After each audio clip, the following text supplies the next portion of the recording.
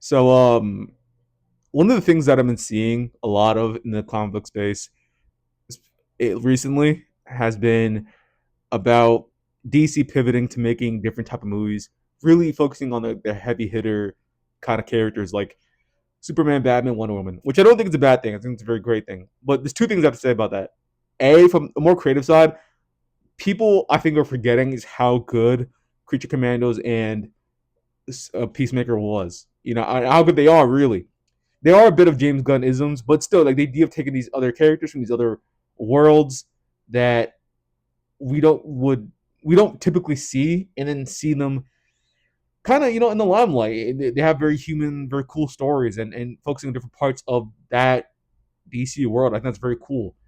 Not to say that we don't want to focus on Batman and Wonder Woman, these like very big characters, but I think it'd be cool to see like three movies a year where it's like two of them are heavy hitting characters, and then one of them is like, I don't know, some like random character in like the Mascara, or some like random person in uh I don't know, in Gotham, whatever. Like a movie focused on that. Like I wouldn't mind seeing a Wonder Woman, a Batman, and a Clayface movie every year. That would be cool to me. Or seeing like, like Supergirl 2, and then freaking a Young Justice or like Teen Titans movie, and then seeing like a Jimmy Olsen TV show. That's a good balance to me. I do think they should do something like that. But just because they're gonna pivot away from making stuff like Peacemaker and Creature Commandos doesn't mean I want them to go the other way completely.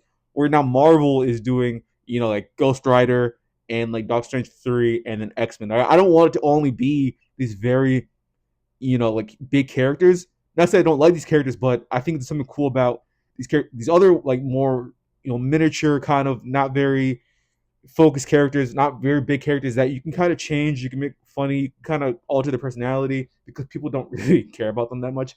And you also get to focus on things that aren't, like the biggest stories in the world. And you also get to flesh out the world and make it feel more realistic. As much as I don't love all of James Gunn's isms, one of the cool things he does do is he's very good at prose. He's very good at making the world feel real. And I love that.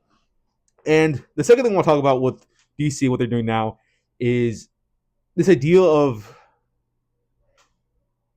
really just I, I'm trying to find the words to put this, but of how they're gonna pivot basically, because Marvel, if you've been paying attention to them for the last few years, they've had a really big time committing to a plan, and how they pivot is like movie to movie, and they're so reactionary, they're so like mercurial in their plans and their decision making. And I think seeing how DC is going to pivot and just getting the vibe I get from James Gunn is that when he pivots, it's because he's thought about how people are going to react. But more importantly, like if they're going to like the pivot is going to do well, or they're going to the box office is going to do well, but also focusing on how good the stories are going to be. And I think how he pivots is going to really affect how I perceive them, and also how much hope I have for the future. If they only focus on the box office and the financial aspect of the future, then I think that would that honestly would be very surprising to me. I feel like they're a much more creative studio, at least the people in charge are, and that's the dark creative minds in Marvel. But just the general vibe is that in DC, that they care more about these really cool artistic stories. That's just me, right? I know Supergirl wasn't great, but still, I do think that they do care more about that. It feels like they do want to bring people to seats, not just money wise, but also just telling different stories. So I think just how they pivot is going to be very interesting. Really, that's what I'll have to say.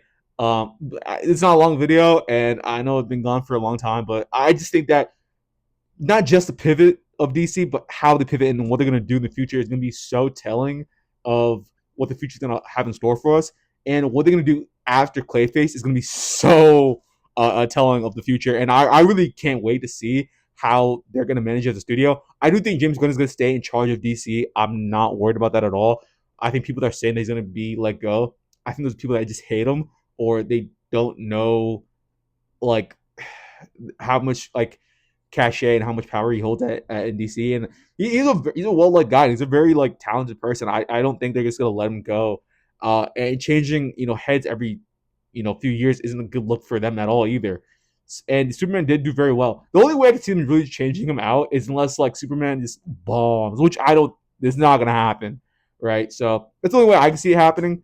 And also, like, I'm pretty sure him and James Saffron, I believe that's his name, the guy that handles more like financial side. I'm pretty sure they're a package deal. Like, I wouldn't be surprised if like James Gunn leaves, and then Saffron leaves. So it's like if you get rid of one, you're probably gonna get rid of the other, and I don't think they want to do that. So that's also something you should keep in mind when people say that like, oh, well, they're gonna let James Gunn go. It's like I don't know, man. I think they're a package deal.